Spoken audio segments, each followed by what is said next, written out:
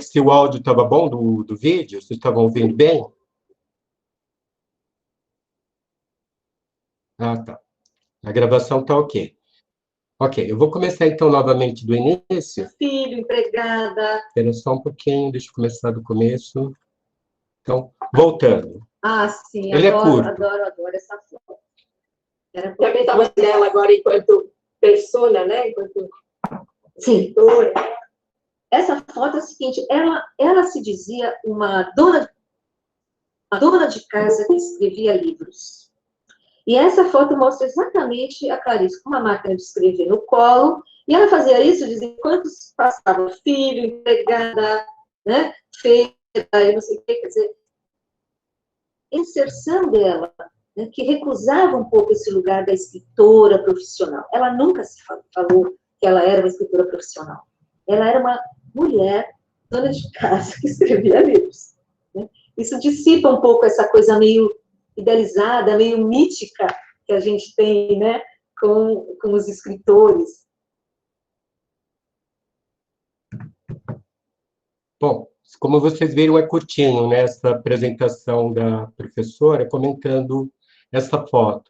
Então, é um pouco o que ela fala sobre isso, né? A Clarice, na entrevista que ela fez para a TV Cultura, se eu não me engano, ela comenta isso, né? Perguntaram, né, quando que se ela se considerava uma escritora profissional.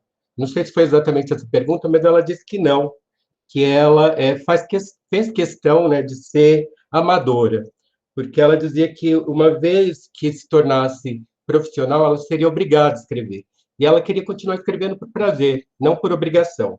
Embora ela tenha trabalhado com a escrita, né? Ela foi jornalista, ela foi cronista, ela fez trabalho de tradução, ela foi ghostwriter.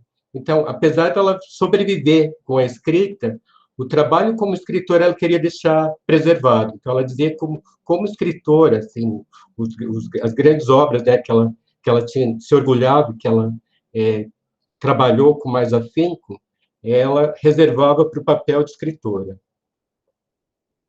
Bom, então eu vou dar início à nossa aula de hoje. Adoro essa foto. Desculpa, passar para a próxima foto.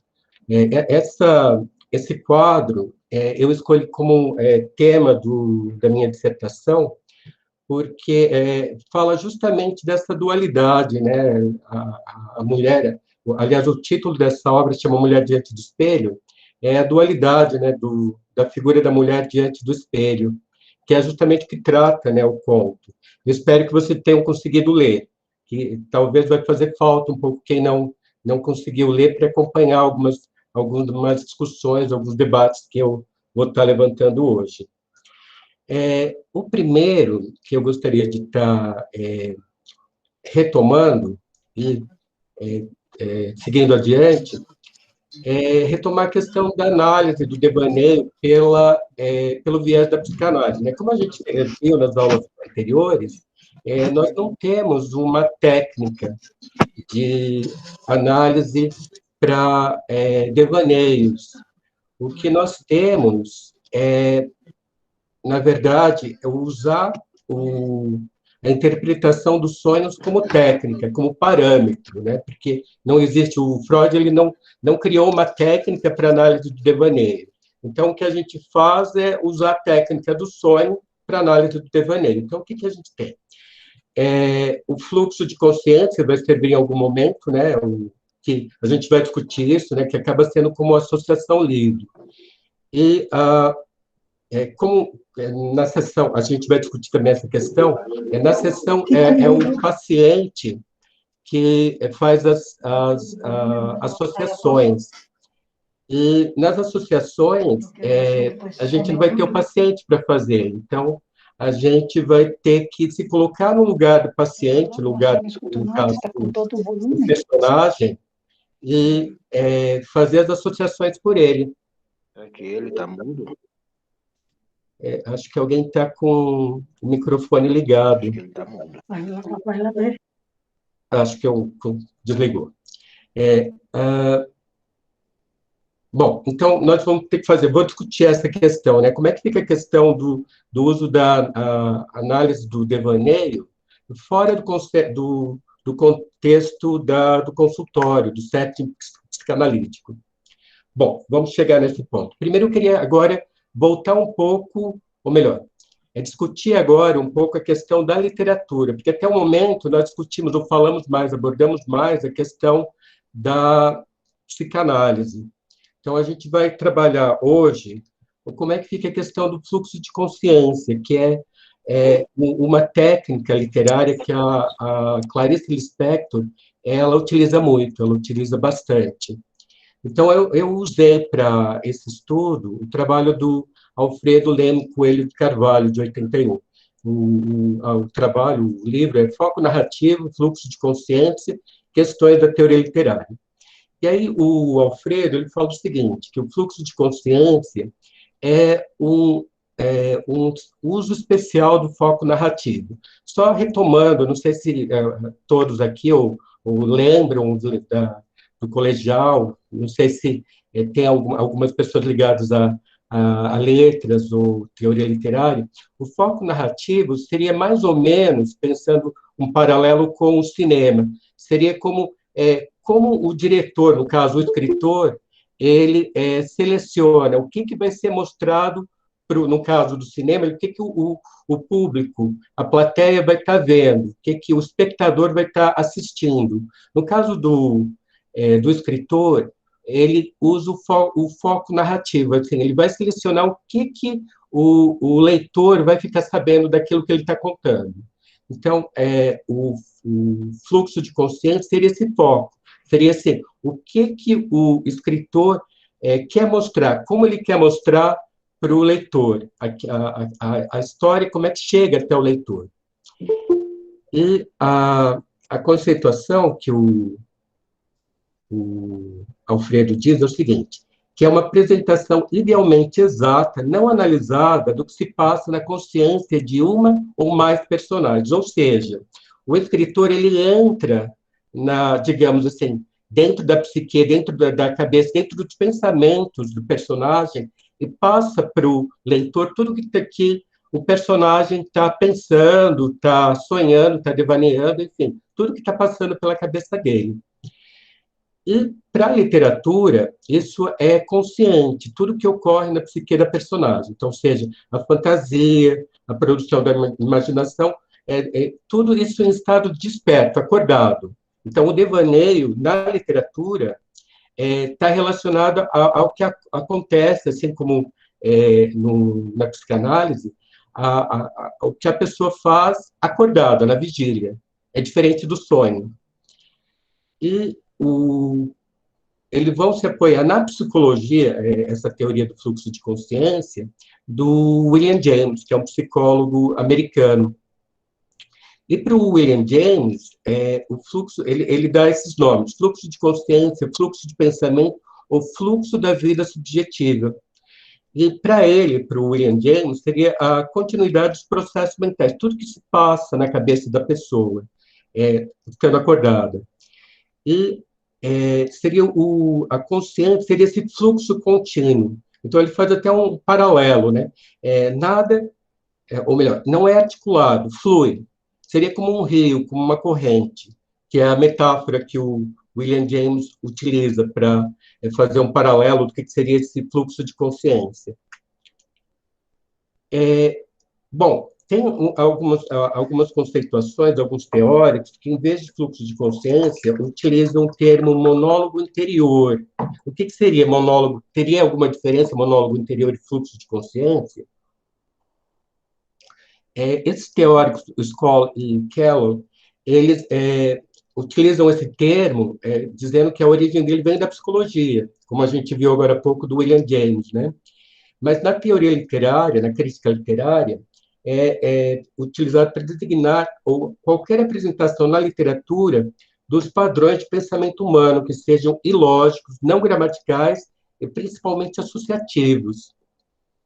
Então, eles podem ser falados, por exemplo, o personagem falar em voz alta ou não falar, ele pensar consigo mesmo. E aí aparece esse termo, né, monólogo interior. apresentação direta na literatura narrativa dos pensamentos não falados de uma personagem, sem intervenção do narrador. Então, é a voz direta do personagem que vem, que está sendo transcrita. Então, o monólogo interior remonta aos gregos. Então, já nos escritos gregos, nas obras gregas, já existem exemplos de monólogo interior.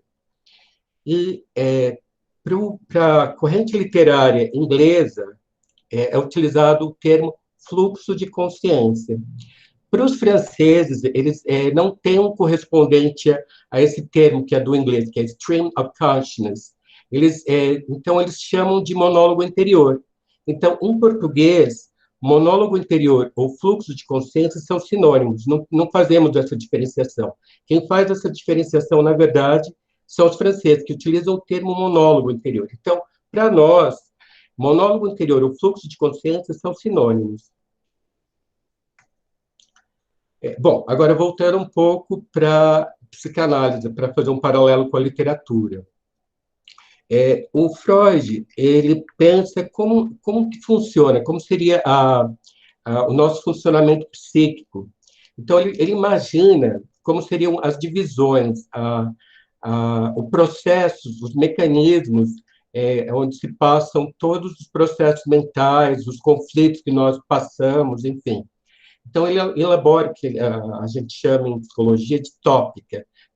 Como seria essa dinâmica da nossa psique? Então, isso é, assim, uma maneira, digamos, imaginária de pensar como seria esse funcionamento psíquico. Isso não dá para dissecar o cérebro e localizar onde estaria isso tudo. Isso tudo é pensado de uma maneira hipotética.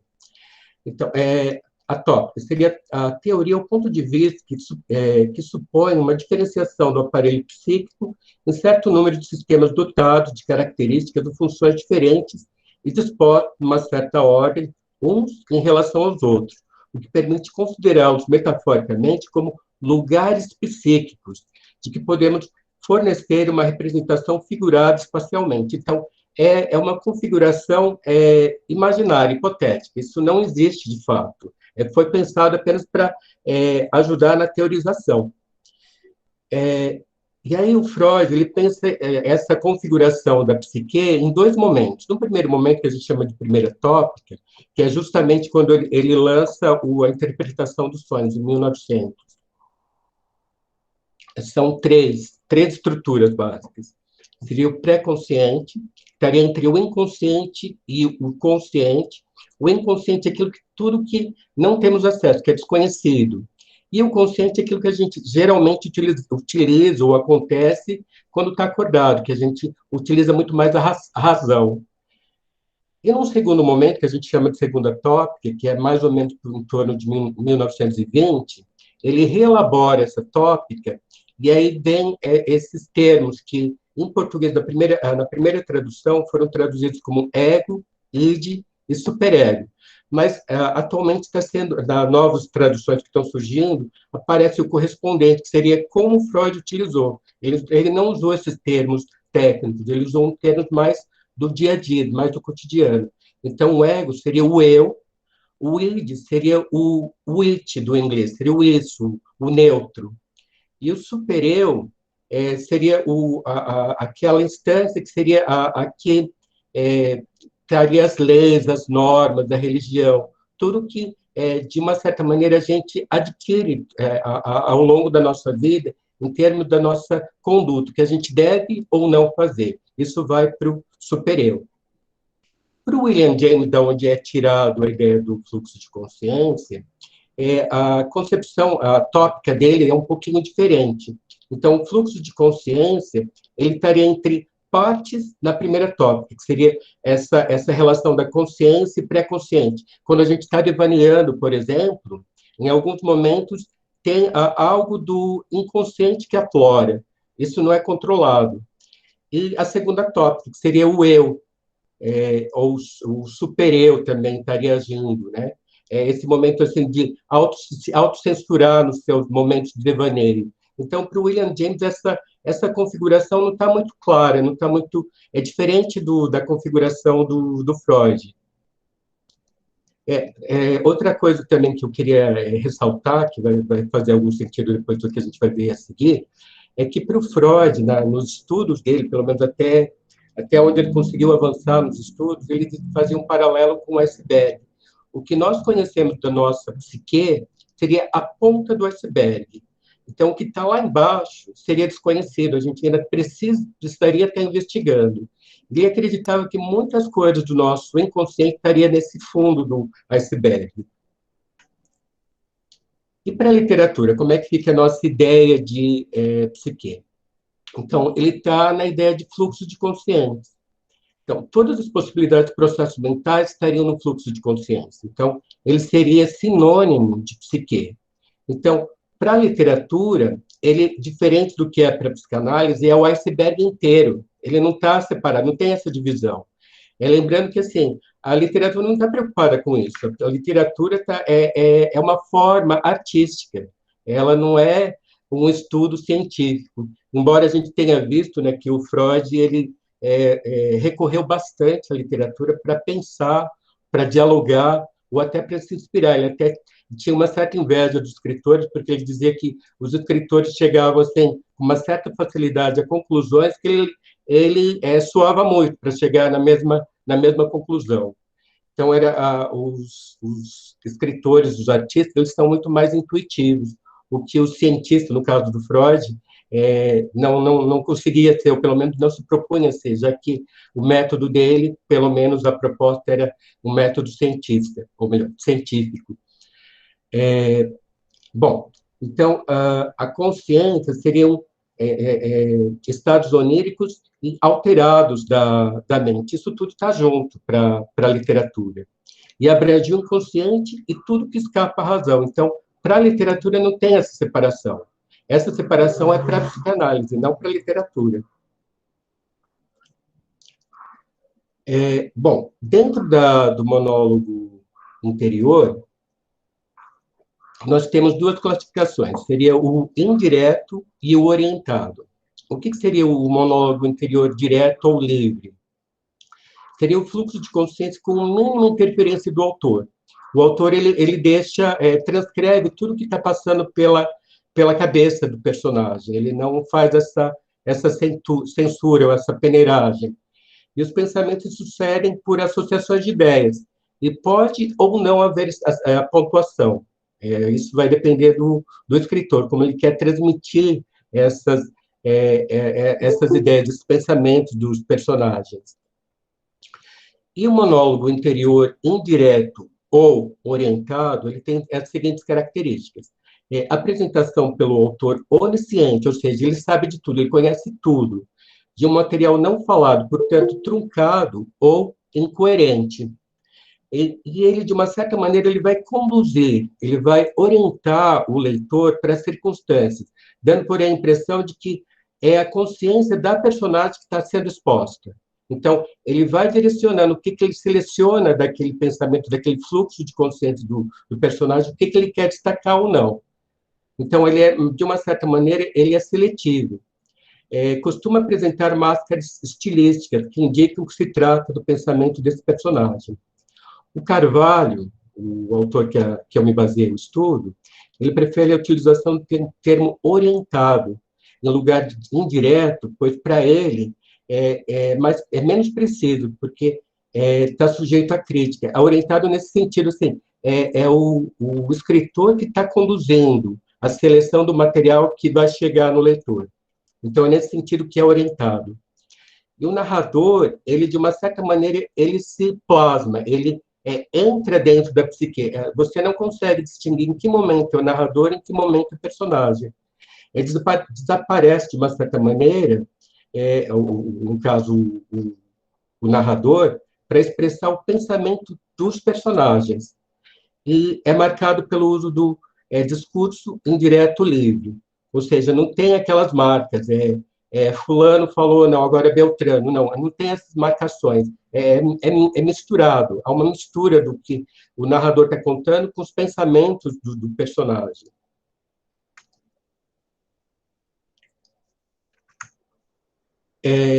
Bom, o foco narrativo, onisciência seletiva. o que seria essa onisciência? Seria assim, retomando, né, a ideia do foco narrativo, né? O escritor, como aquele que vai selecionar o que vai chegar até o leitor, ele pode ser onisciente, ou seja, seria como um deus, um demiurgo, aquele que sabe tudo o que está acontecendo, mas ele vai selecionar o que vai chegar até o leitor. O que daquele universo que ele está criando, o que o leitor pode ou não saber. Então, para o Norman Friedman, que é outro teórico da literatura, ele fala, não fala, né, mas nós chegamos à conclusão que é o foco narrativo, em particular, que é utilizado pela Clarice, que é a onisciência seletiva, ou seja, ela sabe tudo, mas ela seleciona o que o leitor vai saber. Não existe alguém que conta história, o narrador parece inexistir. A história chega até o leitor por meio dos pensamentos e impressões do personagem.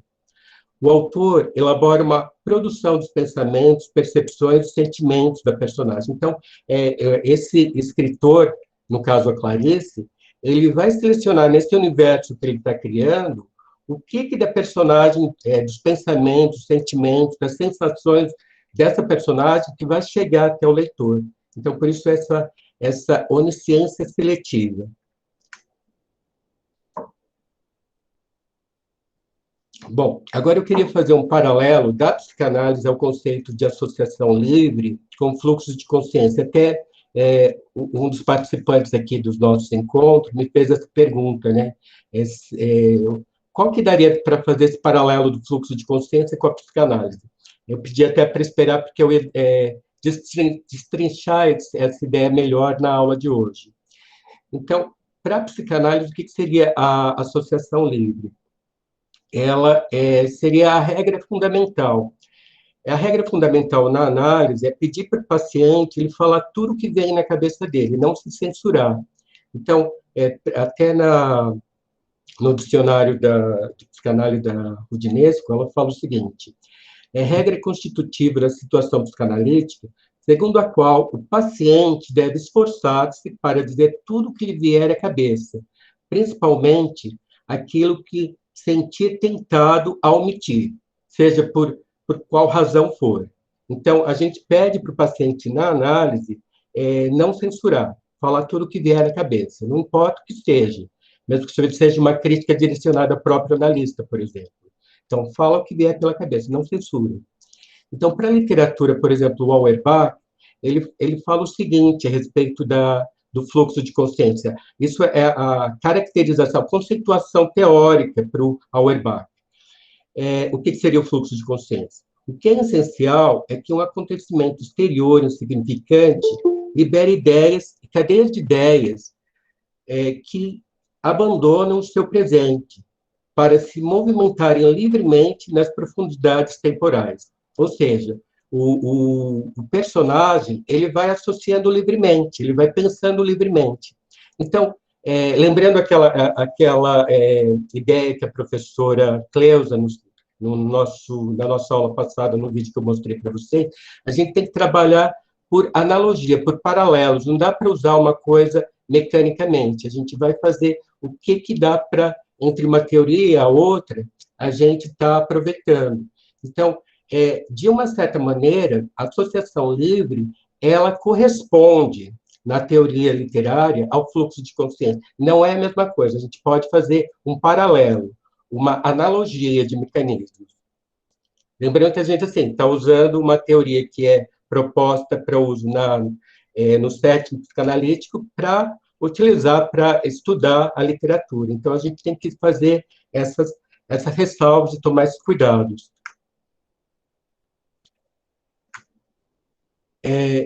Bom, então, qual seria a diferença quando a gente vai trabalhar a análise do devaneio, quando a gente trabalha no contexto, no setting psicanalítico, né, no consultório, e quando a gente vai analisar na literatura, na ficção?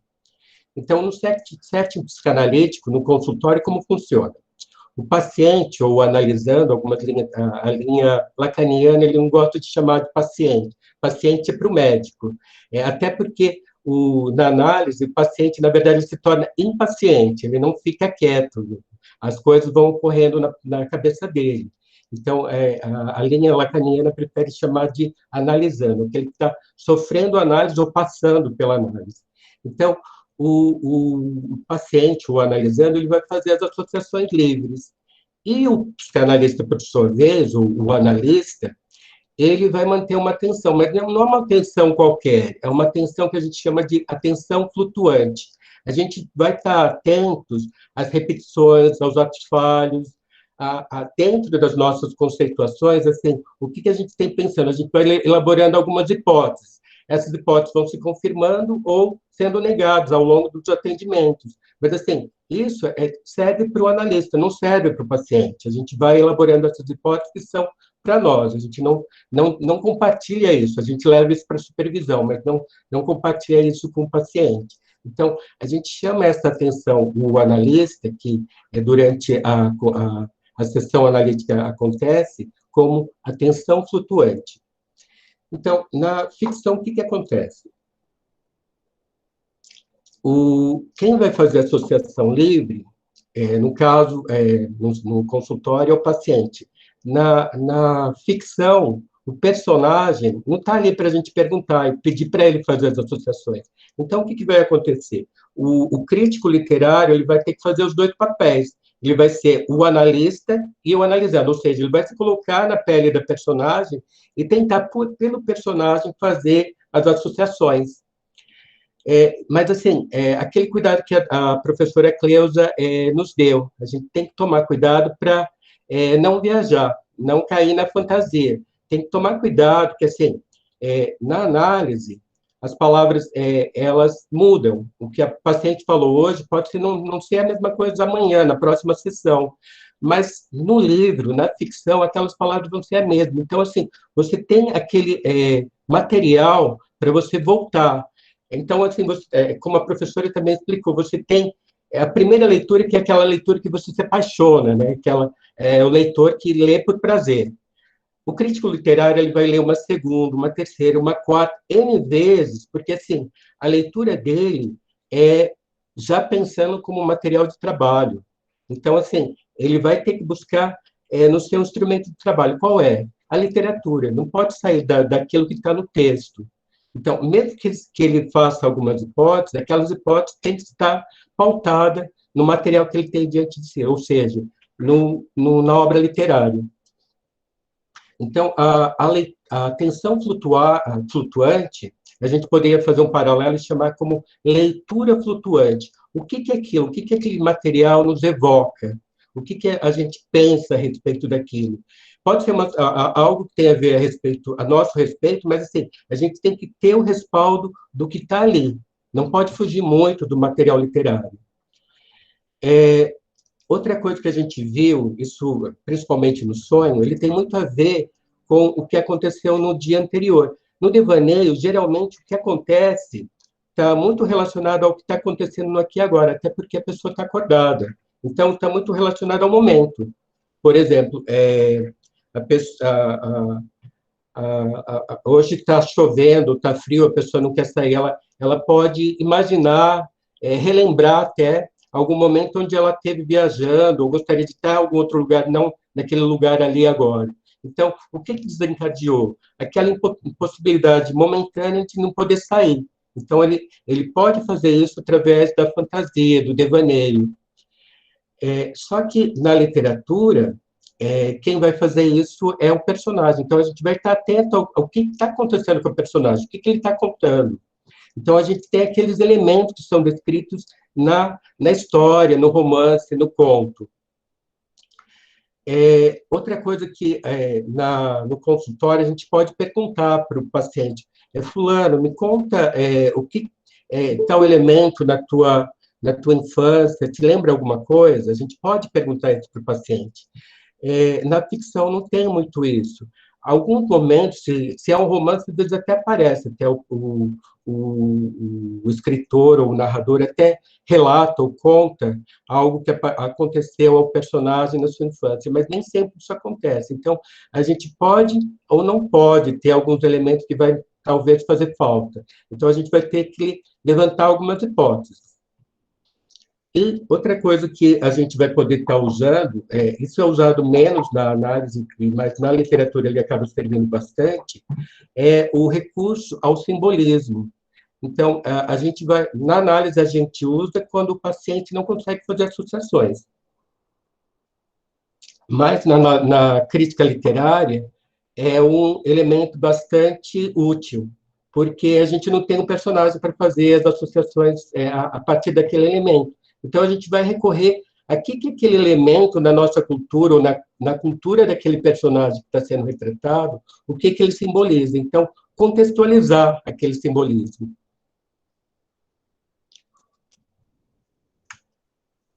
Bom, então aqui a gente dá uma pausa para falar um pouco aqui, agora eu vou fazer a transição agora para o nosso conto. A gente já trabalhou um pouco as questões, tanto na psicanálise quanto na teoria literária, com relação ao devaneio, né? Então, agora eu vou passar um pouco, antes da gente entrar propriamente para o nosso conto, que eu pedi para vocês lerem, que é Devaneio Embriaguez de uma Rapariga, eu queria apresentar a nossa querida Clarice. Eu acho que para alguns talvez ela dispense apresentações, mas talvez para outros não sei se tem muito conhecimento sobre a biografia dela, então vou passar assim bem rapidamente alguns pontos, algumas circunstâncias que são marcadores, né, de temporais na vida da Clarice. O primeiro é a data de nascimento. Foi muito polêmico. A biógrafa dela, a Nadia Gottlieb, ela disse que a Clarice ela era muito traiçoeira, ela dava pistas falsas. Então, ela servia como referência, mas não dava para tomar o pé da letra. E um dos pontos polêmicos era a data de nascimento dela. Então, a professora Nadia ela foi até a Tchetchelnik, na República Tcheca, e foi... Não, desculpa. Na Ucrânia, desculpa. Tchetchelnik é na Ucrânia.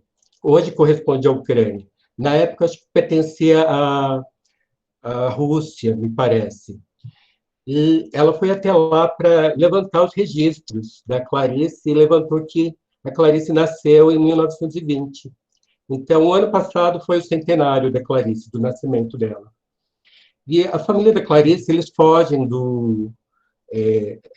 dessa cidade, da Tchetchelnik, ou melhor, a Clarice nasce nessa cidade, mas acho que eles não são dessa cidade. Eles vão até lá, onde a Clarice nasce. Na verdade, ela nasce no trajeto. Na verdade, eles estão vindo para o Brasil. Eles estão fugindo dos pogroms, que era a perseguição que os judeus sofriam na época. E o primeiro lugar que eles chegam aqui no Brasil, eles tinham duas alternativas, ou iam para os Estados Unidos ou vinham para o Brasil. Eles preferiram para o Brasil porque parece que eles tinham já parentes aqui vivendo, morando. E o primeiro local que eles chegam é em Maceió. E parece que na época a Clarice estava com 2 meses, quando eles chegam em Maceió. E em 24, a família da Clarice, eles se transferem para o Recife, que é onde a Clarice passa a infância. Na década de 30, né, a Clarice perde a mãe dela muito cedo. Uma das hipóteses, isso não é comprovado, até o outro biógrafo americano, ele se pauta muito nessa hipótese, de que talvez no pogrom a mãe de Clarice tenha sofrido um abuso sexual, tenha sido violentada e contraiu sífilis. Mas isso não é comprovado, é uma hipótese. Mas, por conta dessa doença, ela é uma doença degenerativa, parece, e ela veio a falecer em 1930, e a Clarice está com 10 anos. E em 33, a família, né, o pai com as irmãs da Clarice, a Clarice é a caçula. Aqui na foto dá para ver os pais e as irmãs de Clarice. Eles se mudam para o Rio, em 33. Na década de 40, a Clarice, em 1940, mas de ser exato, ela entra na faculdade de Direito. Uma curiosidade, na época não era muito comum mulheres frequentarem a universidade, ter estudo superior. Então, a Clarice é uma das pioneiras. Ela que até parece, não tenho certeza se elas foram colegas do mesmo ano, mas a Lígia Fagundes Telles também ingressou na Faculdade de Direito. Então, nesse ano também falece o pai da Clarice. A Clarice era de origem humilde, parece que o pai falece de uma bobagem, foi problema, parece, de vesícula. Ele foi ser operado, teve problema na cirurgia e faleceu da cirurgia, que aparentemente seria uma coisa banal, né? Mas foi falta de atenção, falta de cuidados.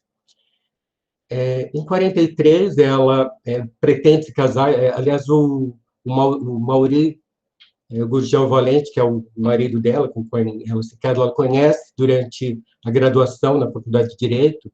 Então, justamente para se casar com ele, ela pede a naturalização como brasileira. Até porque o Mauri, ele se torna diplomata, e ele vai, o primeiro posto dele é na Itália. Então, assim, eles vão justamente no período que está a Segunda Guerra. Então, até pela questão judaica da Clarice, o Mauri, ele é católico. Ela quer a naturalização até para se preservar, né, de uma certa maneira, por toda a circunstância que ela poderia estar sofrendo lá, justamente no foco, né, onde está acontecendo a Segunda Guerra. Então, eles vão no primeiro posto em Nápoles, e a Clarice publica o primeiro livro. Então, ela está com 24 anos, né, nessa época. Então, muito jovem, e ela tem uma repercussão muito grande, assim, muito bem recebida, tanto pela crítica quanto pelo público.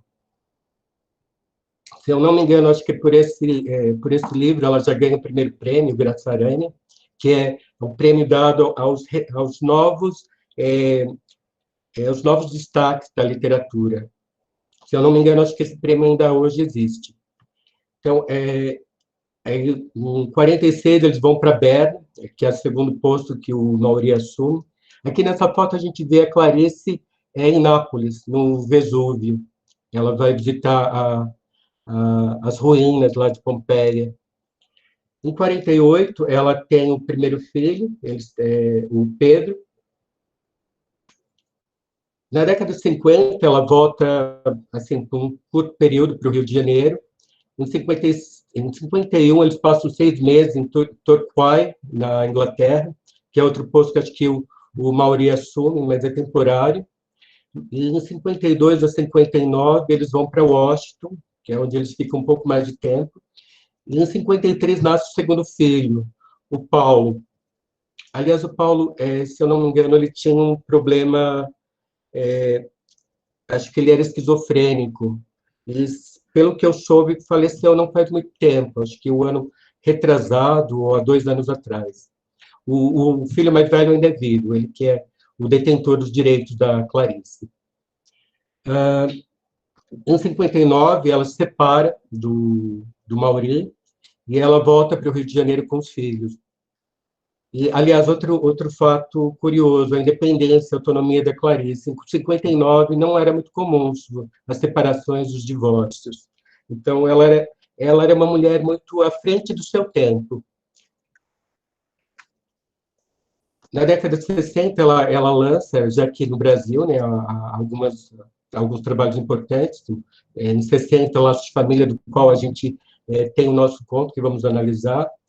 A Maçã no Escuro, A Paixão, segundo GH, que é considerado pela crítica como sua obra-prima, e A Legião Estrangeira, que é outra coletânea de contos muito importante da Clarice. Na década de 70, ela escreve Água Viva, que é uma obra que é inclassificável. Hoje a crítica classifica como romance, mas na época que surgiu não se sabia como classificar, porque ele rompe com todos os padrões, não tem uma história, não tem um fio condutor, o tempo é confuso, é uma história assim, um pouco difusa.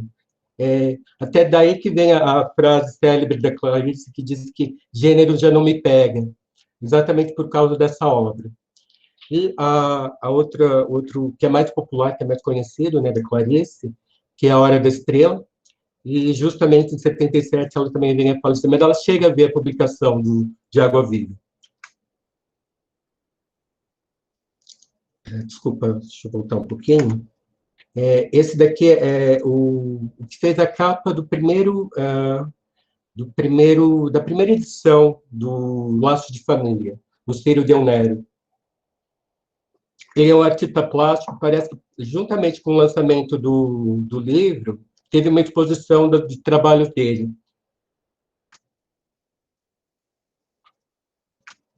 Então, aqui a gente tem a capa do Laços de Família com um desenho do Círio Del Nero.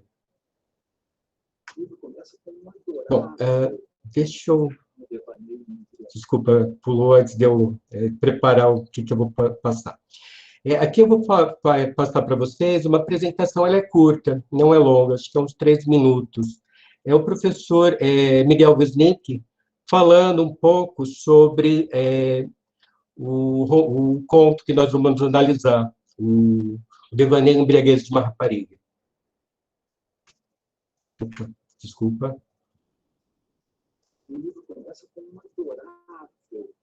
Eu acho que o som está baixinho, deixa eu só aumentar um pouquinho.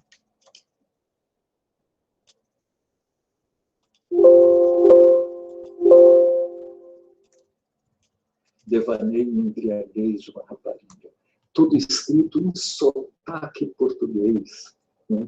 Deliciosamente, né? Sobre uma mocinha portuguesa casada, né? No Rio de Janeiro, que vai ir a uma tasca e bebe um vinho verde e fica toda bêbada, toda não sei o quê, e se estranha tudo, né? No dia seguinte, ela estranha a casa, estranha os filhos, estranha o que ela está fazendo, estranha o marido, e ela está justamente tomada desse estranhamento. Essa é a situação nuclear de todo esse livro. Nós sempre temos, né, uma mulher que, por dado um acontecimento, estranha a ordem, né, na qual ela está inserida e que depende dela. Nesse caso, de uma maneira muito vital, né? Essa portuguesinha, no final ela olha para a lua, né, e chama a lua de cadela, né? E depois ela dizia, aí a saída dela é uma saída muito, muito material, muito prática. Ela olha para a casa dela mesma, os filhos estão fora, vão voltar, mas ela olha para a casa e diz assim, não me lembro qual a frase, mas é algo como se fosse assim, vou te fazer uma faxina que vais ver.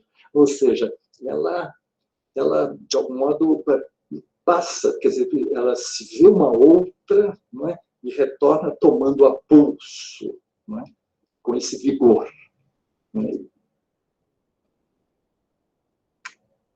Bom, o conto, quem não teve oportunidade de ler, eu recomendo largamente. Desde o início eu tenho recomendado, volto a recomendar. Então, vou fazer um resumo muito breve. Aliás, como toda obra da Clarice, a história ela serve como pano de fundo. Na verdade, o que é mais importante é como ela trabalha, né, algumas outras questões. Então, o resumo é muito simples, né? O conto se passa no Rio de Janeiro, a gente vai ver o porquê, né, durante a Belle Époque, e narra o devaneio da protagonista, uma jovem senhora portuguesa que se vê sozinha em casa, quando os filhos estão no sítio das tias. E no sábado seguinte, vai com o marido jantar fora, a convite do amigo abastado. E no jantar, ela acaba ficando embriagada. Então, o resumo da história é bem simples. A gente poderia resumir nesse parágrafo. Bom, além da questão do devaneio, a gente tem outros elementos que a gente pode estar levantando desse conto. Então, o primeiro que eu queria levantar é assim, as circunstâncias, como é que se dá, como foi escrito esse conto, né? O Devaneio Embriaguez de uma Rapariga. Ele foi escrito, na verdade, em 55, ou seja, Clarice ela ainda está casada, mas está todo aquele conflito de casa, casada, mas como conciliar a vida doméstica de esposa de um diplomata com a vida de uma escritora. E nessas alturas ela já tem 2 filhos, então como conciliar isso tudo, né? E ela não se adaptava, ela não se adequava à vida de esposa de diplomata. Para ela conta isso nas cartas para as irmãs, foi uma vida muito infeliz para ela. Ela não que ela não fizesse bem, não desempenhasse bem o papel, parece que ela exerceu essa função muito bem, mas ela, enquanto pessoa, enquanto desejo, não era o que ela gostava de fazer, ela estava desencontrada com essa função, com esse papel. E o conto ele é publicado em 1960. Então, assim, algum tempo depois, de fato, dela ter escrito. Mas, num trabalho da Clarice, ela vai falando sobre a composição de algumas obras, alguns contos dela. E ela comenta o seguinte a respeito desse conto. De Devaneio e Embriaguez, de uma rapariga, sei que me diverti tanto que foi mesmo um prazer escrever. Enquanto durou o trabalho, estava sempre de um bom humor diferente do diário. E apesar de os outros não chegarem a notar, eu falava a moda portuguesa, fazendo, ao que me parece, experiências de linguagem. Foi ótimo escrever sobre a portuguesa. Então, a Clarice, além desse trabalho de confecção, né, desse conto, tem um trabalho com a linguagem, né, porque ela falando em português, ela fala com sotaque, ou melhor, escrevendo em português, ela faz com sotaque português. Ela não faz com a nossa variante brasileira, né, ela faz com a variante portuguesa. Ou seja, ela também se coloca na pele da Maria Quitéria, que é portuguesa. E o contexto histórico do conto? O conto ele dá poucas pistas, mas as poucas pistas dá para levantar, assim, pelo menos situar em que momento histórico o conto deve ter se passado. Os dados que a gente tem: a Rua do Riachuelo, Rua Mendes Sá, os elétricos. Eu fiz uma pesquisa histórica. Os bondes elétricos no Rio, eles começaram a funcionar em 1870. Eles param de funcionar, eles são suspensos e param, entra outro sistema de transporte na década de 60.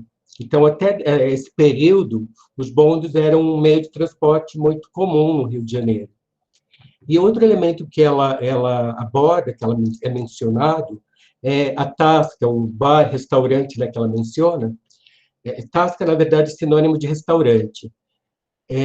Fica na Praça Tiradentes.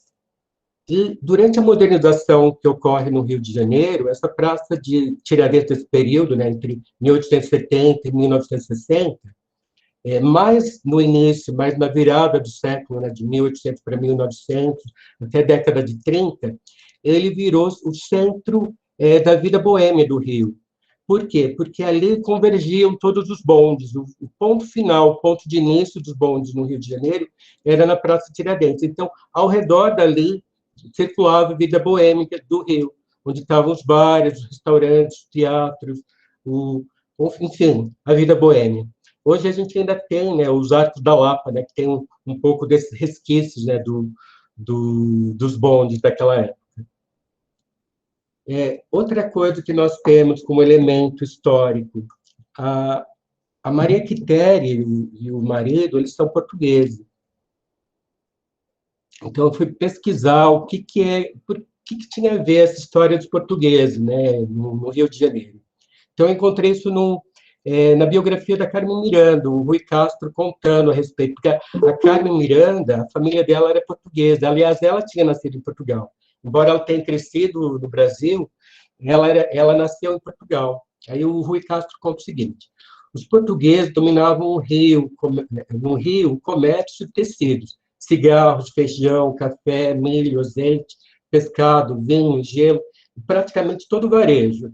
Numa população de 1 milhão, o Rio tinha perto de 200 mil portugueses natos, muito mais do que Porto, cuja população era de 150 mil, incluindo os estrangeiros que lá viviam.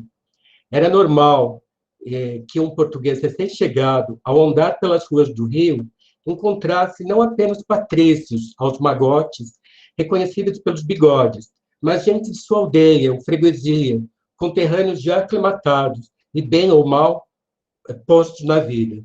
Ou seja, a população do Rio, nesse período, é muito grande de portugueses, né? Tem uma influência forte, sem esquecer, né, da vinda da família real, né, que vira, né, a vida cultural, política, social do Rio de Janeiro de pernas para o ar, né, com a chegada deles. Outro elemento que a gente tem histórico é o chapéu. Não sei se vocês lembram, em dado momento a protagonista menciona os chapéus, né? Então, o uso dos chapéus femininos, quando é que estava em voga, quando que era moda. Isso se deu, em particular, na década de 20. Aí o próprio Rui Castro comenta. Na época, se uma mulher saísse à rua sem chapéu, era melhor que saísse logo nua. E por isso, tantas casas especializadas. Então, era muito popular na década de 20 e até um pouco mais adiante, até a década de 30, o uso do chapéu para as mulheres. Então, levantando esses dados históricos, então a gente pode afirmar, assim, levando em conta esses dados, né, que provavelmente aconteceu na Belle Époque carioca. Em paralelo com o que está acontecendo na Europa, a nossa Belle Époque ela durou um pouquinho mais, porque a Belle Époque ela termina mais ou menos nos anos 20, quando é os anos loucos, né, na Europa. Só que no Brasil as coisas tardam um pouco para chegar. Então, aqui ela vai do fim da República Velha, em 1889, até o final da República Velha, em 1931. Então, é nesse período, provavelmente, que o conto acontece. Os dedos do pé a brincarem com as cintas. Bom, desculpa, que ele, quando eu mudo, ele já começa logo de cara com o próximo elemento. Deixa eu começar do começo, mas aqui o que eu extraí numa das aulas do professor Wisnik, ele pegou um trechinho do conto e a gravação é na voz de uma locutora portuguesa. Então, a gente vai perceber que eu acho que nós, como brasileiros, não nos damos muito conta desse sotaque português da escrita. Então, ao ler com sotaque português, vocês vão perceber melhor como que é esse trabalho da Clarice. Então, vou colocar do início. É um fragmento do conto. Os dedos do pé a brincarem com a chinela. O chão lá não muito limpo. Que relaxada e preguiçosa que me saíste. Amanhã não, porque não estaria lá muito bem das pernas. Mas depois de amanhã, aquela sua casa havia de ver. Dar-lhe-ia um esfregaço com água e sabão que se lhe arrancariam as sujidades todas. A casa havia de ver. Ameaçou ela, colérica. Ai, que se sentia tão bem, tão áspera, como se ainda estivesse a ter leite nas mamas, tão forte. Quando o amigo do marido a viu, tão bonita e gorda, ficou logo com respeito por ela. E quando ela ficava a se envergonhar, não sabia aonde havia de fitar os olhos. Ai, que tristeza! O que é que se há de fazer? Sentada no bordo da cama, a pestanejar, resignada. Que bem que se via a lua nessas noites de verão. Inclinou-se um pouquito, desinteressada, resignada. A lua, que bem que se via. A lua alta e amarela a deslizar pelo céu, a coitadita, a deslizar, alta, alta. A lua. Então, a grosseria explodiu-lhe em súbito amor. Cadela. Eu não sei se desse fragmento deu para perceber, né, esse sotaque. Eu acho que na leitura, nós, como brasileiros, talvez nos escape, né, essa construção, a forma, a maneira portuguesa, né, de construção de frases, uso de algumas expressões que são típicas, né, ou palavras que são mais do português de Portugal do que o nosso português, né? Por exemplo, aparece aqui no texto coitadita, né?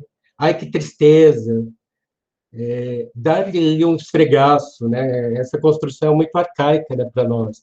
Bom, se bem que, dado o contexto do conto, também faz algum sentido.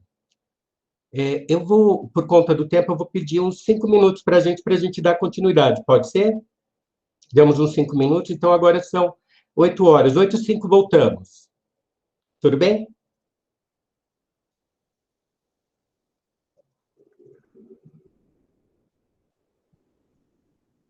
Ok.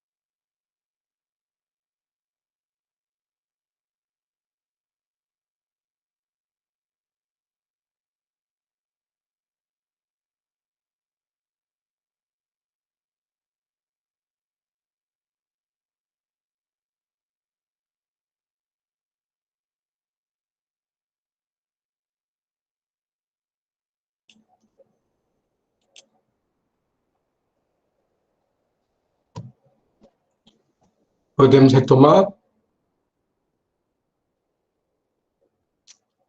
Só um feedback, o som e o áudio tá ok para vocês? Que alguém comentou comigo que o som e a imagem sumiu em certo momento. Não sei se foi falha minha ou foi falha de quem estava assistindo. Ah, que bom. Que bom. Que bom. Obrigado pelo feedback. Fábio, você acha que você tinha comentado, né? Está tudo ok agora? Ah, que bom. Então, eu vou dar continuidade à nossa aula, então. Então, agora a gente vai para a parte do devaneio da Clarice, desculpa, o devaneio da Maria Quitéria. Então, retomando, né, segundo a psicanálise, no devaneio, são extravasados desejos de ordem sexual ou de grandeza. Então, no conto, a protagonista dá vazão às fantasias como fuga da realidade frustrante. Então, essa ideia que vocês têm que ter em mente, né, de que a função principal, ou melhor, a principal ideia que a gente tem no devaneio é diferente do sonho que ele é uma realização de desejo. O principal motivador, o que leva à fantasia, ou melhor, ao devaneio, é extravasar esse desejo de ordem sexual ou de grandeza. Então, no conto a gente vai analisar isso um pouquinho melhor, pelo menos eu pretendo, né, se o tempo colaborar comigo, que acho que o tempo e eu, a gente não tem se lidado muito bem ultimamente. Então, a gente vai discutir isso com mais cuidado. Então, eu selecionei um trechinho para a gente fazer essa análise do devaneio. Eu selecionei um dos devaneios da protagonista, da Maria Quitéria. Só uma coisa que eu queria chamar a atenção de vocês, não sei se vocês se deram conta do título, devaneio e embriaguez. Então, o devaneio está no singular, não é devaneios. Então, até foi uma questão que eu fiquei muito em debate comigo mesmo, né? Mas como assim? Se tem mais de um devaneio no conto, por que o nome é o devaneio? O devaneio no singular e embriaguez.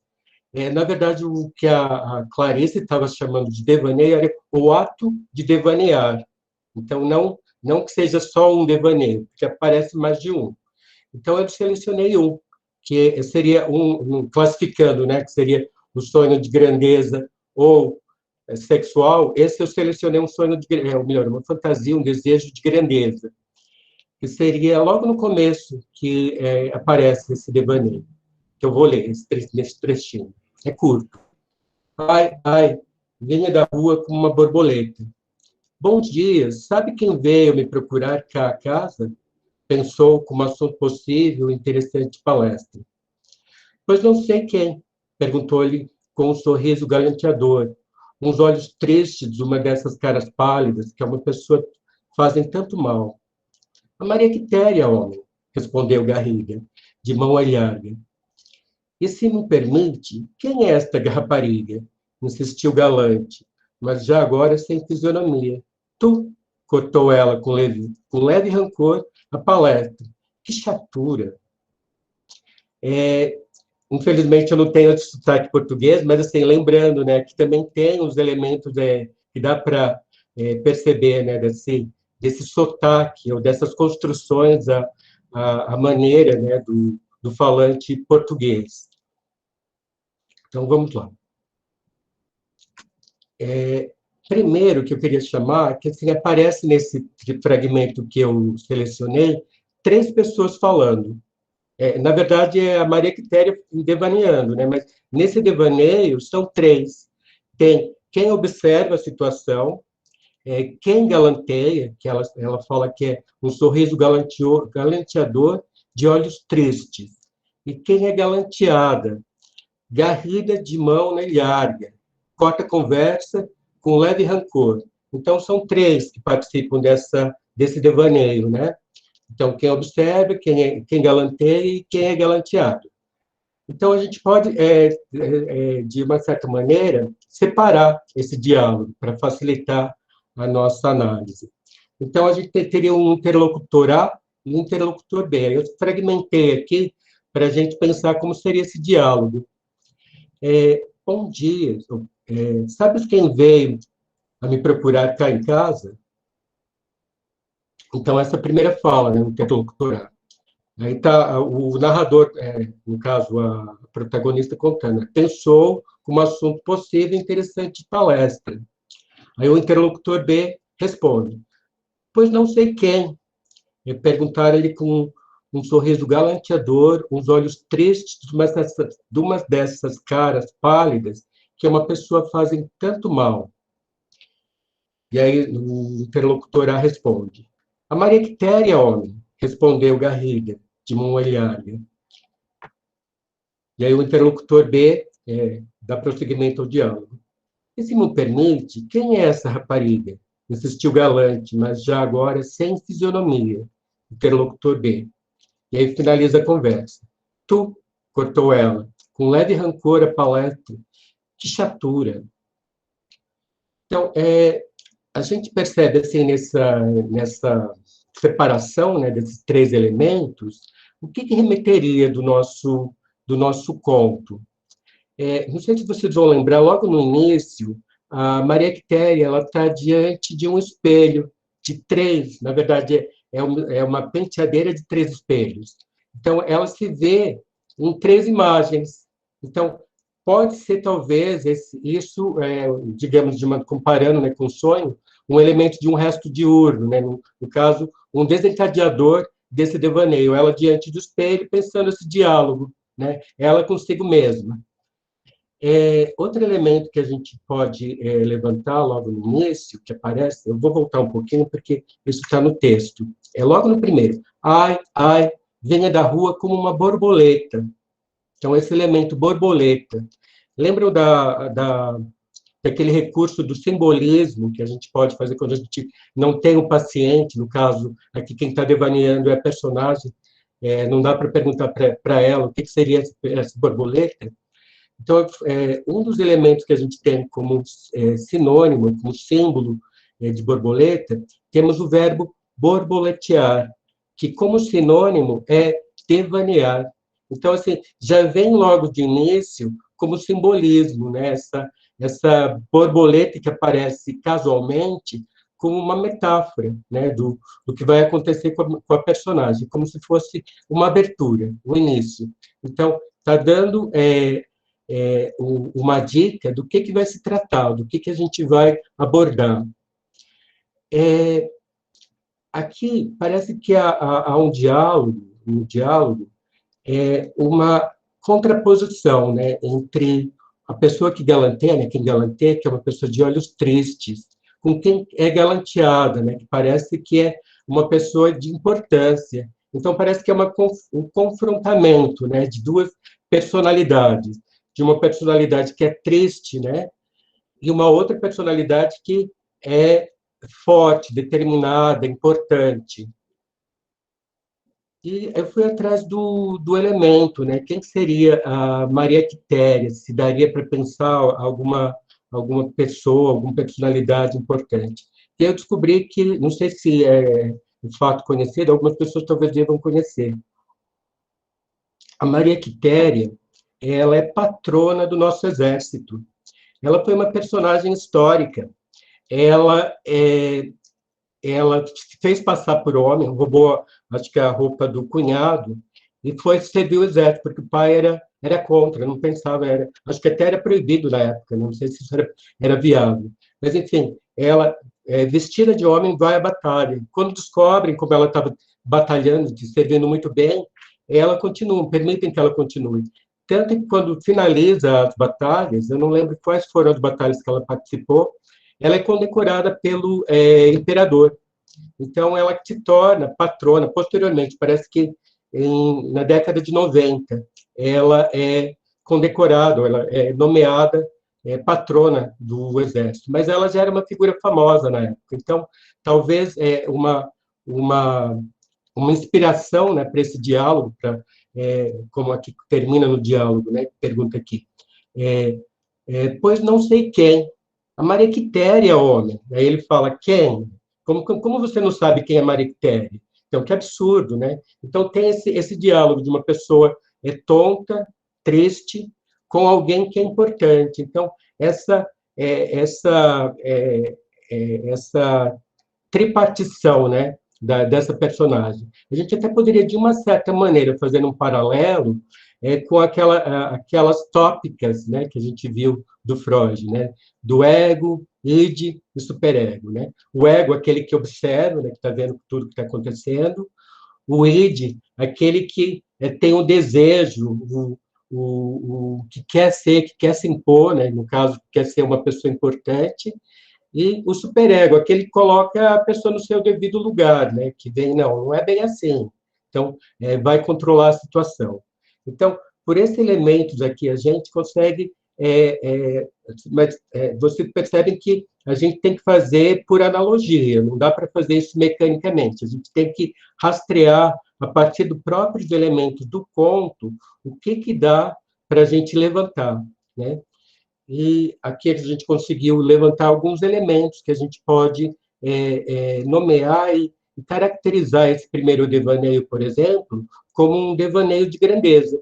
Né? A Maria Quitéria, na sua vida humilde, diária, de dona de casa, cuidando dos filhos, cuidando do marido, que importância ela pode ter? Né? Só na fantasia. Né? Então, ela diante do espelho, sozinha, com o marido indo trabalhar, enfim, ela tem esses momentos dela consigo mesma, saindo, né, como ela fala aqui, aqui na fala final, tu, cortou ela, com leve rancor a palestra, que chatura. Quer dizer, na verdade, a chatura não é só a palestra, é o cotidiano, a vida cotidiana dela, né, que só nesses momentos que ela está sem os filhos, sem o marido, que ela se dá conta, né, que como é tão insignificante, tão na mesmice, né? Que chatura, que cansaço, que insosso, que é esse meu cotidiano. Bom, como a gente ainda tem um tempinho, aqui foi as referências que eu usei para a aula de hoje, que eu vou passar para vocês por e-mail. Mas eu estava com receio dessa minha briga com o tempo, de não dar tempo de eu passar um outro vídeo que eu queria que comenta um pouquinho melhor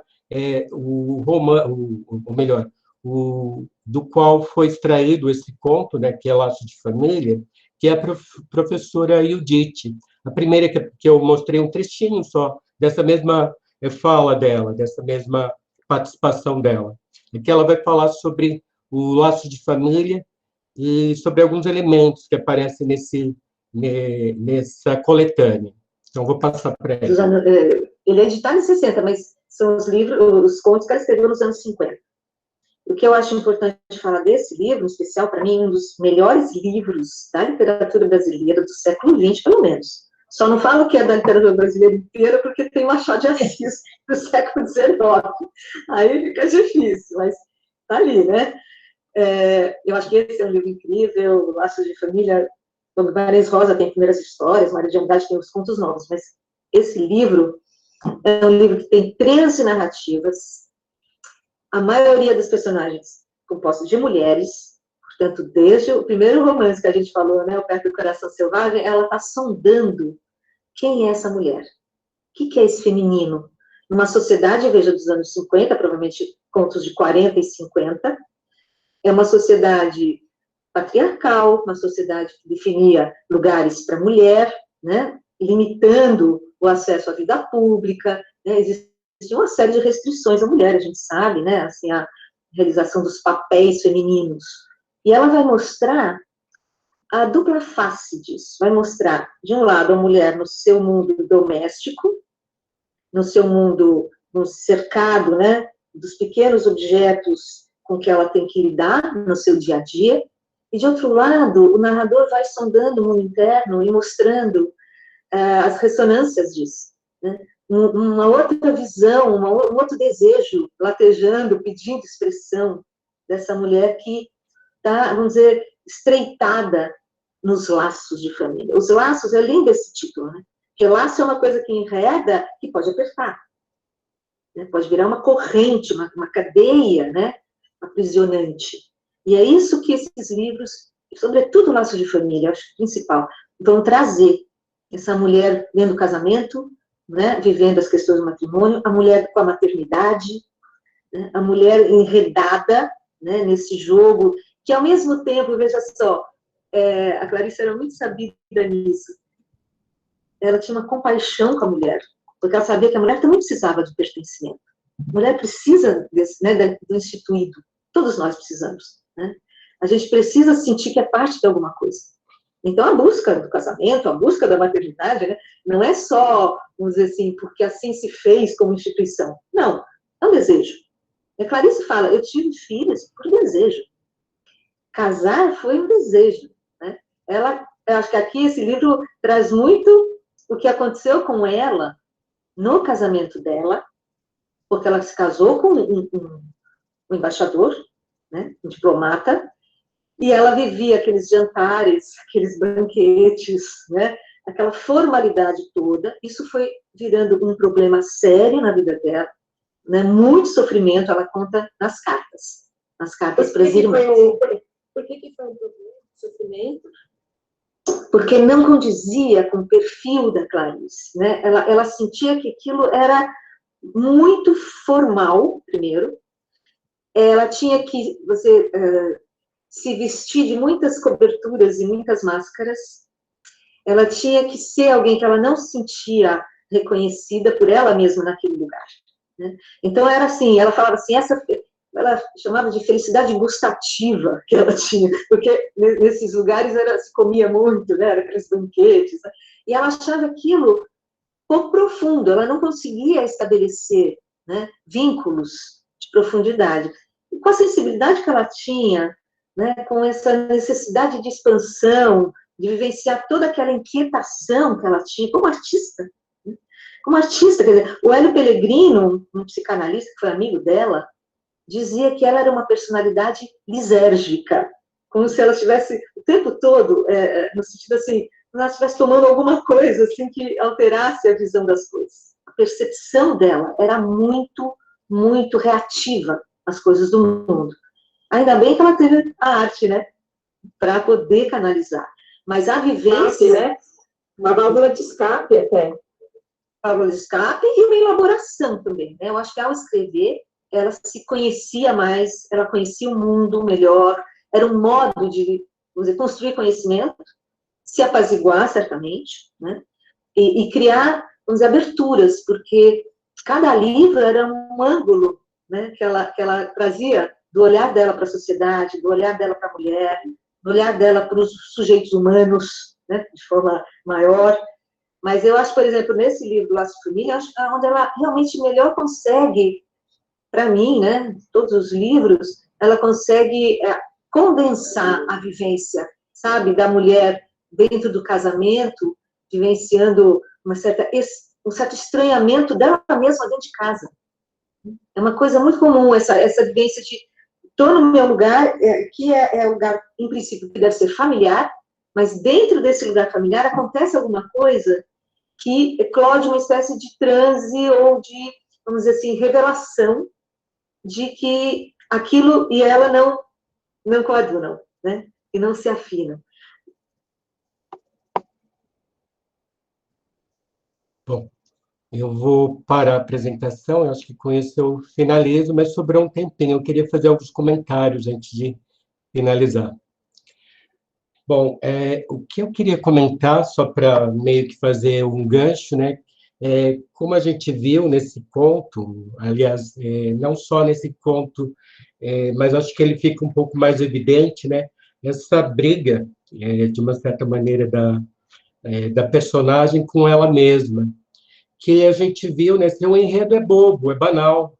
Eu acho que o mais legal, o mais interessante, o mais bonito desse conto é justamente o trabalho com a linguagem que a Clarice faz, né? Com esse jogo de palavras dela falando português, escrevendo em português, ela consegue ser uma estrangeira. E essa questão do estrangeiro, eu acho que é um tópico fascinante que eu até desenvolvi na minha tese. A Clarice, muito tempo, ela era considerada como estrangeira, não só pelo fato de ter vivido fora bastante tempo, mais de 15 anos, quase 15 anos, eu acho, pelo fato de ter vindo, né, para o Brasil ainda pequena. Ela disse que ela se considerava brasileira, porque, de fato, ela nunca pisou lá, ela pisou no Brasil, ela se considerava brasileira. Ela se naturalizou, fez questão de se naturalizar. Ela falava vários idiomas, ela fez questão de escrever em português. Então, era uma pessoa que ela mais do que de Maceió, de Recife ou do Rio de Janeiro, ela se considerava brasileira. Então, ela era uma pessoa que, com a linguagem, com o domínio que ela tinha dessa arte, ela conseguiu ir mais avante, mais adiante, né? Ela conseguiu usar as histórias, como a gente acabou de ver, né? No embriaguez, Devaneio Embriaguez de uma Rapariga. A história, na verdade, ela acaba servindo como pano de fundo. O que ela quer trabalhar é justamente esse embate de nós conosco mesmo, no caso da personagem, né? A Maria Quitéria, com essas multifacetas que ela tem, né? É a dona de casa, é aquela que quer ser importante, é aquela que tem que atender o marido, mas que tem desejos, né? Queria ser artista, mas não foi, queria ser importante, mas não era. Então, esse lado que em alguns momentos eclodem, e eclodem quando está tudo, de uma certa maneira, saiu do normal, é quando os filhos vão para a casa da tia, quando ela vai para jantar fora com o marido, se embriaga, e aí, como a gente viu, né, durante a embriaguez, a nossa censura, ela diminui, então afloram, né, o nosso inconsciente, a nossa lado que é menos censurável, né, e a gente viu alguns momentos, aparece de maneiras muito hilárias até no conto, né, esses momentos desse embate da Maria Quitéria consigo mesma. Mas uma coisa que é interessante, que eu acho que remete de novo à psicanálise, é a questão do embate, mais do que nós somos estrangeiros conosco mesmo, porque nós vivemos um embate com o nosso inconsciente, que em alguns momentos afloram. E quem é esse que surge, que a gente estranha, né? E esse embate que a Clarice, com a sua arte, com a sua maestria, ela consegue mostrar. Alguns momentos assim muito mais evidentes, né? Como aqui no conto que a gente analisou. Analisei só um fragmento, só para vocês terem uma ideia como pode ser trabalhado, né? A questão do devaneio. E aí eu quis usar esse conto, que, embora seja por conta do meu estudo focado na Clarice, mas ele pode ser utilizado como instrumental para análise de outras obras literárias que trabalhem essa questão, né, principalmente do fluxo de consciência. Então, ele serve como instrumental. Mas, como fez aquela observação a professora Cleusa, a gente tem que tomar cuidado. Tem que tomar cuidado porque a gente está implicado nessa análise. Então, quando a gente vai fazer as análises, tomar cuidado o que é nosso, o que é do trabalho, para não ficar aquela análise muito como é chamado em psicanálise, né? Análise selvagem, né? Assim, de uma maneira muito bruta, muito radical, muito sem levar em conta e esquecendo que a gente está diante não de um paciente, a gente está diante de uma obra de arte. Então, a gente tem que tomar todos os cuidados e usar como uma analogia, usar como um recurso, como um instrumento, não tentar encaixar o conto na teoria. Ao contrário, a teoria ela tem que servir para abrir, para ampliar, para valorizar alguns aspectos que a gente tem diante daquela obra de arte. Então, a gente nunca pode esquecer isso, porque a gente acaba apequenando esse trabalho, essa grandeza da Clarice quando a gente faz isso. A Clarice não é só esse embate do inconsciente com o consciente, enfim, esse conflito que ela vive, né? É muito mais que isso, né? O trabalho com a língua, com a linguagem, com a palavra. O instrumento de trabalho, o pincel, digamos, que ela utiliza na sua paleta, na sua construção, é a palavra, é a escrita, é através da escrita que ela cria todo o imaginário para nós, leitores. Então, a gente nunca pode perder isso de vista. Então, com isso, eu encerro os nossos encontros. Espero que tenha, de alguma maneira, contribuído com ampliar um pouco o conhecimento de vocês, um pouco de psicanálise, um pouco de literatura, e, se já gostavam, valorizarem mais, né, um outro aspecto, um outro lado da Clarice. E espero, em outro momento, voltar a encontrar com vocês. Como eu fiz nas outras aulas anteriores, né, eu vou enviar esse material por e-mail, e só para o pessoal que está inscrito no curso, assim que eu finalizar o relatório, né, de quem participou, parece que é emitido automaticamente, parece que é o sistema Apollo que vai emitir o certificado de quem participou e esteve presente pelo menos nos 75%, que é o mínimo que exigem para emissão do certificado. Então, isso é feito automaticamente, não há necessidade de vocês estarem perguntando, entrar em contato com a FEFELESH, os organizadores do evento, tá bem? Se tiver mais alguma dúvida, se alguém quiser fazer alguma pergunta, acho que se alguém precisar sair também, fiquem à vontade, eu sei que tem gente que tem outros compromissos, mas eu me disponho a ficar mais uns 10, 15 minutos, se for o caso, de a gente abrir para algumas perguntas, algumas questões.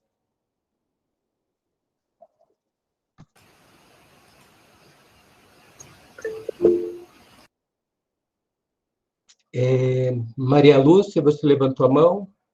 Sim, Daniel. Primeiro,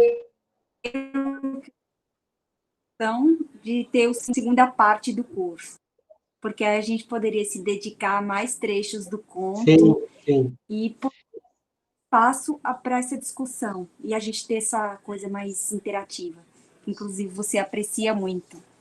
Então, não sei, a dica para os organizadores, para quem promoveu o curso da USP, de dar essa chance para a gente, porque é um tempo muito corrido, e claro que tem teorias muito complexas, né, da psicanálise e tal, eu sei que tudo isso foi necessário, mas um segundo momento seria muito bom para todo mundo, eu acredito. E então, sei lá, se vocês puderem pensar, não sei se tem alguém aí da organização, mas...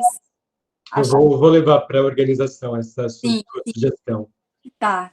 Como teve uma grande procura, sim, acho que há a possibilidade de ser feito uma segunda parte, ou continuidade, ou enfim, até um outro, mas focando um pouco, ou dando espaço, né, para um debate, uma conversa, né? Porque, como era muito conteúdo, eu tinha que ficar atento, era uma briga minha com o relógio. Eu imagino, porque era muita coisa para poder ir chegar ao conto, porque não dava para fazer esse caminho, não chegar ao conto sem fazer esse caminho, eu entendo perfeitamente. E foi tudo muito, muito bom, muito leve, uma coisa assim, eu acho que prazerosa para todo mundo.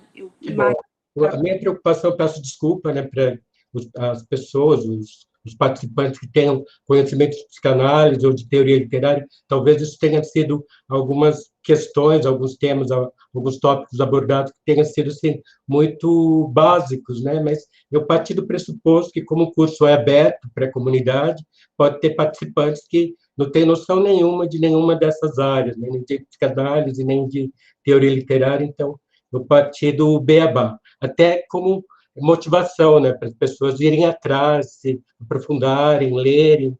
Se quiserem, eu também me disponho por e-mail, eu coloquei um dos e-mails até meu contato, podem entrar em contato, perguntar, eu dou sugestões de livros, de textos teóricos para se aprofundarem em algumas questões, ou até sobre vídeos que vocês podem estar assistindo, enfim.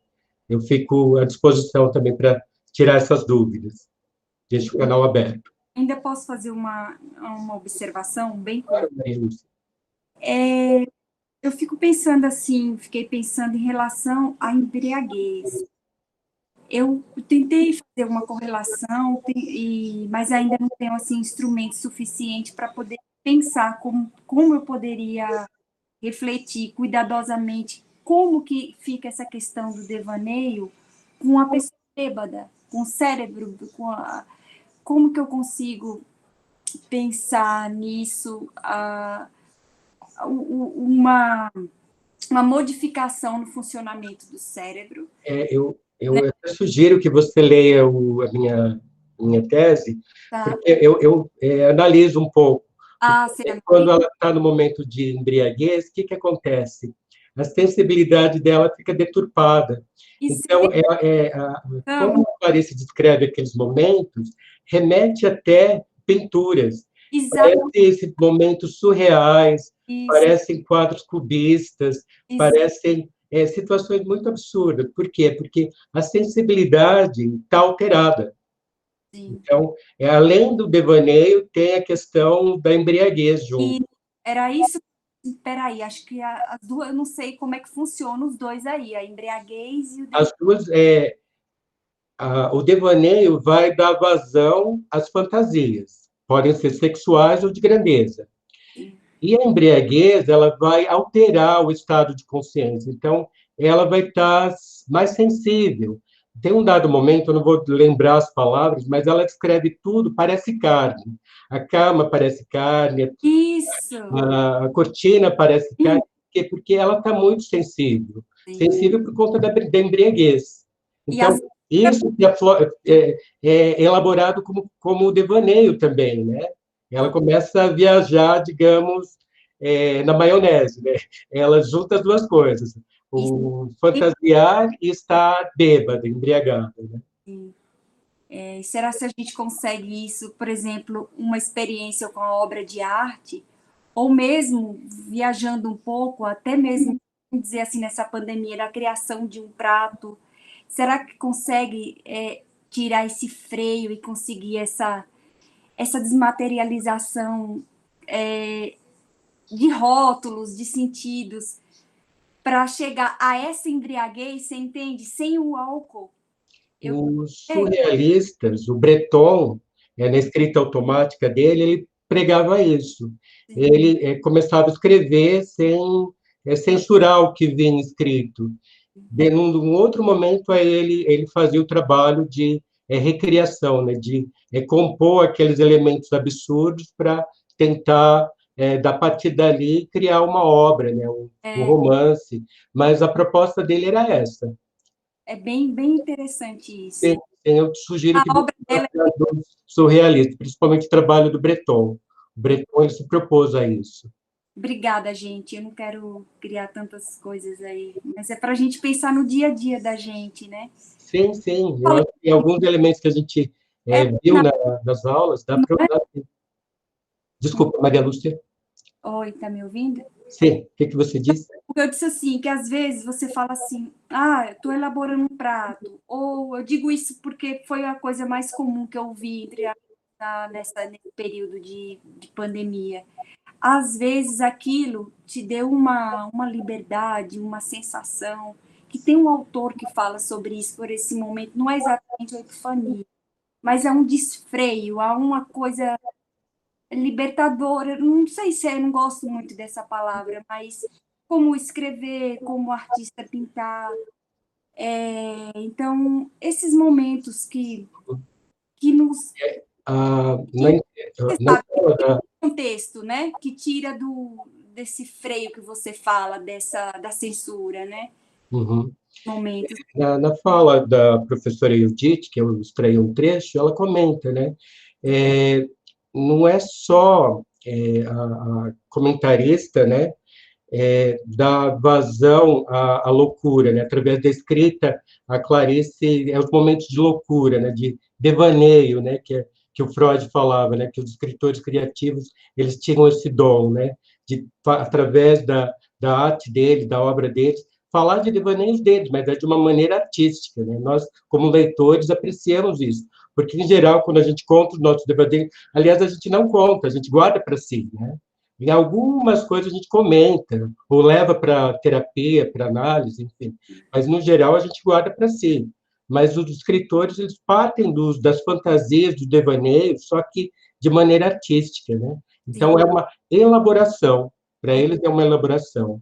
Mas, fazendo um paralelo, assim, o que você está falando, né, sobre a epifania, eu acho que daria para fazer um paralelo com a psicanálise, o que a gente chama de insight. O que a gente busca na análise é no caso, o analisando, o paciente, ele tomar contato com esses conteúdos inconscientes e, a partir daí, ele ter esse momento que a gente chama de insight. Olha, é por isso que, por exemplo, fulano, ele terminou um relacionamento com fulana, ele começa um novo namoro, mas essa nova namorada é igual à anterior. Por quê? Então, para ele se dar conta dessas repetições que ele faz. Então, na análise, a gente chama de momentos de insight. A pessoa se dá conta por que aquilo acontece. Então, de uma certa maneira, seriam as epifanias. Por exemplo, a Maria Quitéria, não dá para falar que tem um momento de epifania, mas assim, um conto como um todo, ele é epifânico no sentido dela se dar conta que o cotidiano dela é uma chatura, que ela vive uma chatura. A cena do espelho, né? Da três... Nossa, isso... Os 3 espelhos, né? A ideia dos 3 espelhos. E começa o conto, não sei se vocês se deram conta disso, se prestaram atenção, ela ouve alguma coisa que cai lá na rua, parece um saco. E aí, o que aquilo quer dizer, né? O estranhamento, né? O estranhamento, a gente tem esse contato, né? Em alguns momentos a gente se dá conta, assim, dessa nossa desrazão, né? Por que a gente está aqui? Qual a nossa finalidade? Para onde a gente vai? Né? A gente tem esse momento, né? De insatisfação, né? Por que essa insatisfação? E como lidar com essas questões? Em análise, a gente chama esse momento onde a pessoa dá esse salto, né? Que ela toma consciência de algo, que é assim, uma revelação para ela. Não adianta falar racionalmente, talvez ela até já soubesse disso. Isso passa pelo emocional na análise. Então, quando esse momento acontece, em análise, em psicanálise, a gente chama de insight. Então, a gente poderia fazer um paralelo com esse momento de epifania, é uma revelação para a personagem, né? Sim, sim. Bom, a gente tem muita coisa para falar, né? Sim, dá pano para manga. O conto é fantástico, é bem... E cada vez que eu li pelo menos 3 vezes antes da aula, porque eu fiquei muitas coisas assim, me intrigavam e me convidava a reler. Então, por isso que eu falo, seria muito oportuno se a gente conseguisse uma segunda parte do seu curso. E obrigada, viu? Obrigada. Boa noite. Eu que agradeço a sua participação, Maria Lúcia. Mais alguém? Fico à disposição. Mais alguém gostaria de fazer alguma pergunta, alguma colocação? Eu não sei se no chat teve alguma. Deixa eu tentar levantar se teve alguma.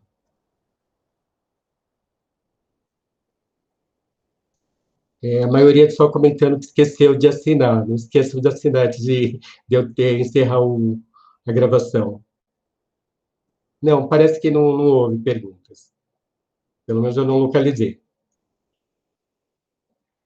Posso encerrar, então, o nosso encontro de hoje e aproveito e me despeço de vocês. Foi um prazer embora eu não tenha tido muito pouca oportunidade, né, desse contato, talvez reservar numa outra oportunidade um tempo específico, né, só para a gente trocar, né? Eu acho que é rico esses momentos, mas eu vou planejar isso também dentro do curso. Senão acaba ficando uma briga, né? Deu com o relógio.